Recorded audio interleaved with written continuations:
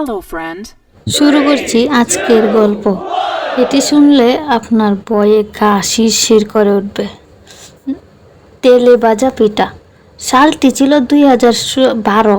আমার এক পার্শ্ববর্তী কাকা, তার নাম ছিল সুমন। তিনি প্রতি রাতে বন্ধুদের সাথে ক্যারাম খেলতে যেতেন।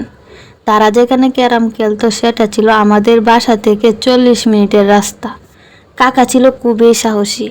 এমনি এক রাতে ক্যারাম খেলা শেষে বাসার উদ্দেশ্যে রওনা হন তিনি। একটু হাঁটার পরেই দেখেন বাজারে পিঠা ভাজা হচ্ছে। তিনি বাড়ির জন্য কিছু পিঠা কেনেন এবং ওইখানে দাঁড়িয়ে নিজেও 2টা পিঠা খান। পিঠা খেয়ে পানির গ্লাস ময়লা থাকার কারণে পানি না খেয়ে আবার বাড়ির উদ্দেশ্যে রওনা হন। তখন ছিল শীতকাল, আনুমানিক 12টা বাজে। একটু হাঁটার পর কাকা অনুভব করলেন তার পিছন পিছন কে যেন হেঁটে আসছে।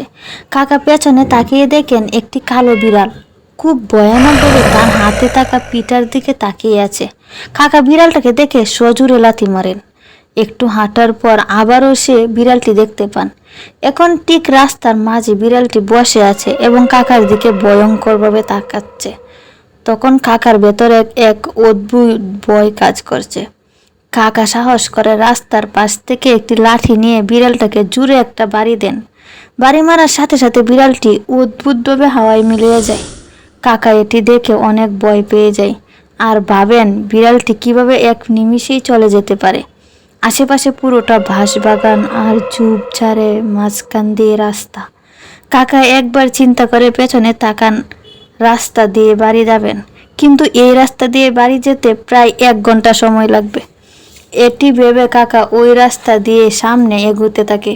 একটু পর কাকা যেটা দেখেন সেটা দেখার জন্য তিনি আসলেই প্রস্তুত ছিলেন না। তিনি দেখতে পান পুরো রাস্তার উপর একটা ডেড বডি কাফনে জড়ানো শুয়ে আছে। পূর্ণিমার রাত, চাঁদের আবছা আলো পরিষ্কার বোঝা যাচ্ছে। এটা দেখে কাকার আর বুঝতে বাকি রইল না তার সাথে অস্বাভাবিক কিছু ঘটছে। তিনি তখন একটা সিগারেট জ্বালেন আর তার হাতে থাকা মোবাইলের আলো হচ্ছিল না, চারদিকে ঘন কুয়াশা, ভালোভাবে মুখ বোঝা যাচ্ছিল না। কাকা সাহস করে পরে থাকা লাশের দিকে এগিয়ে যান এবং মুখে মোবাইলের আলো ধরেন। মুখটি তখনও কাপড় দিয়ে ঢাকা। আমার কাকার পুরো শরীর ভার হয়ে যাচ্ছে। হঠাৎ করে একটা হিমেল হাওয়া এসে লাশের বডি থেকে কাফনের কাপড়টা সরিয়ে দেয়। তারপর আমার কাকা যা দেখতে পায় সেটি দেখার জন্য তিনি মোটেও প্রস্তুত ছিলেন না।